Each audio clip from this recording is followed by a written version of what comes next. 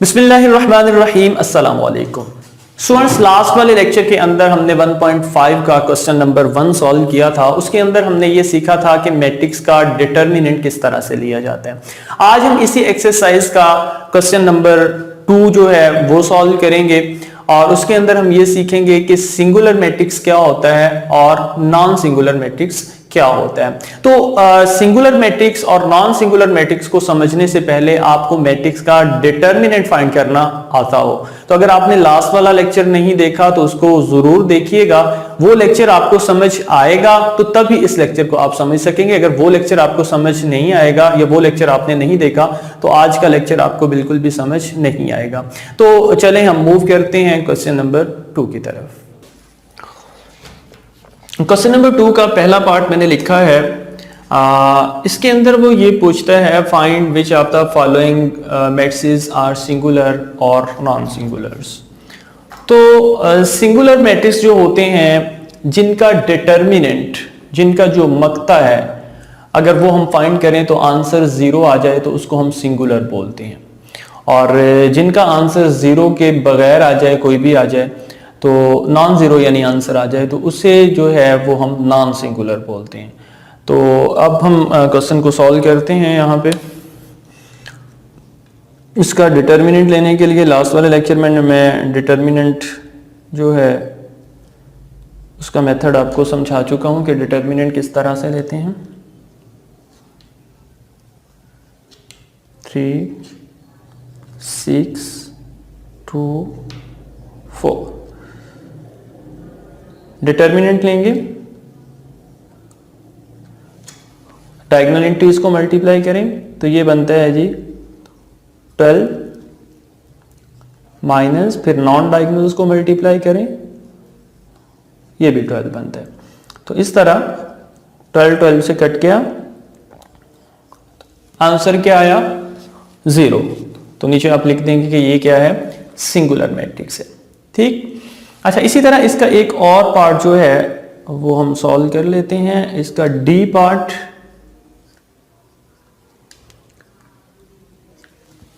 D part क्या दिया हुआ है, 5 माइनस 10 माइनस 2 4, 5 माइनस 10 माइनस 2 और 4। तो डी पार्ट के अंदर मैं थोड़ा सा डायरेक्ट जो है इसका डिटर्मिनेंट ले रहा हूं। मेथड यही है, इसी तरह से आपने इसको करना है। तो ये बनेगा जी 20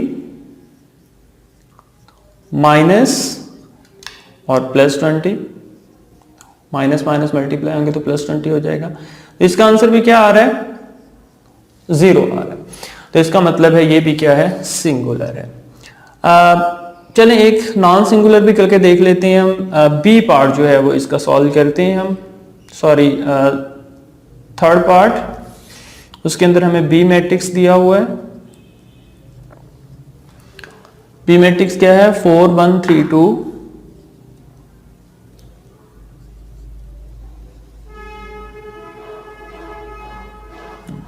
8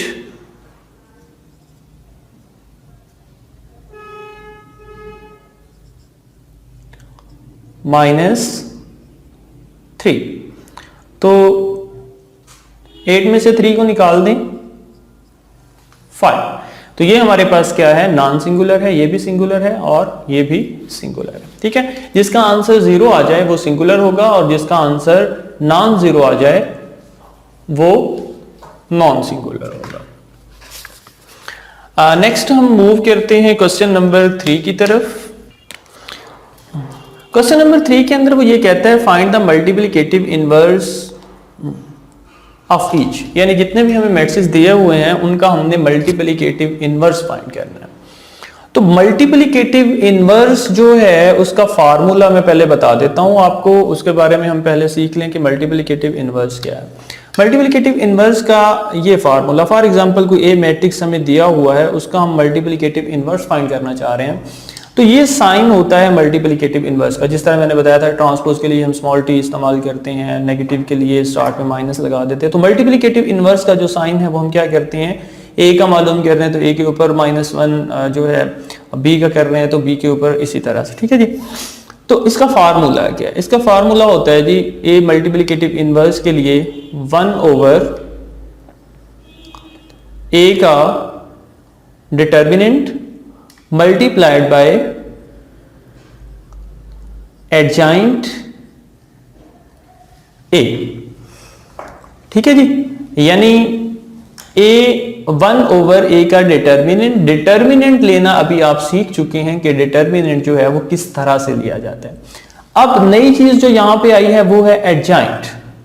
एडजाइंट जो है वो किस तरह से लिया जाता है ये मैं पहले आपको लेना सिखाता हूं ताकि हमारे फार्मूले के अंदर जो भी चीजें हैं उनका हमें पता चल जाए, फिर जो है वो हम क्वेश्चन को सॉल्व करते हैं। चले मैं ऐसा करता हूं कि साथ में क्वेश्चन भी सॉल्व कर लेते हैं और साथ ही एडजाइंट का जो मेथड है वो भी मैं समझा देता हूं।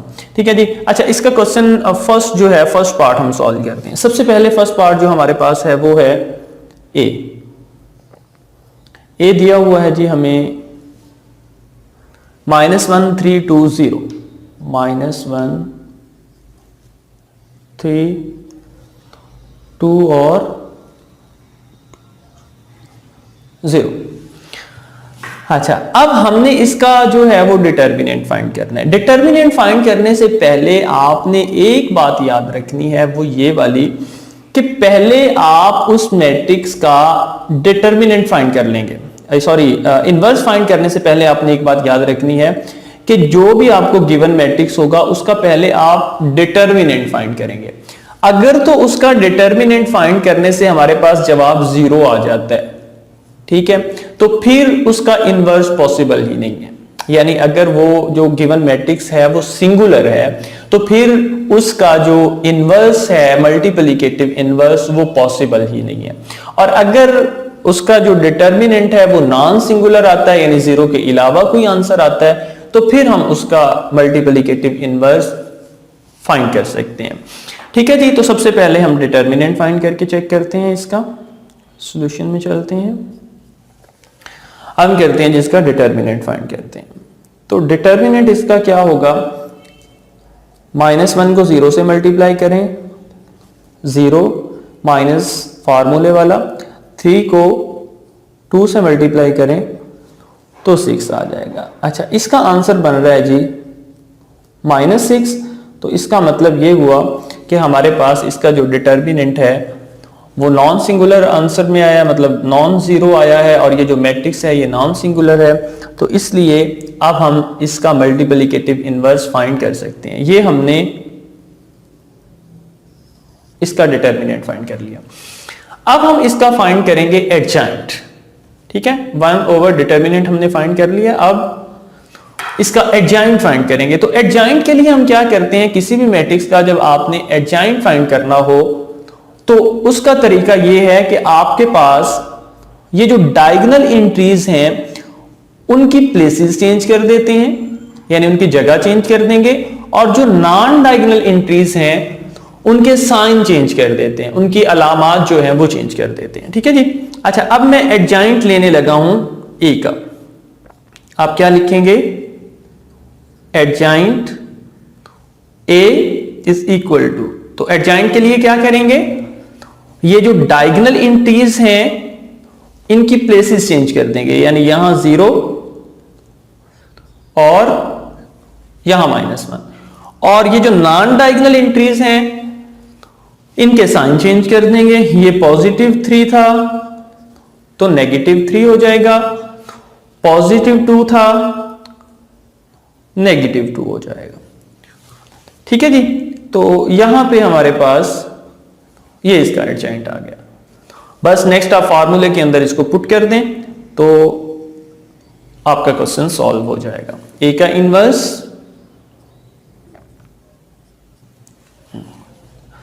1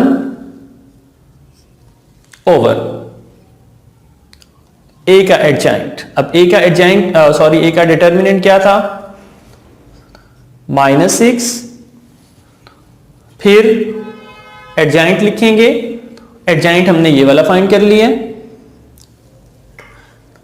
-0 -3 -2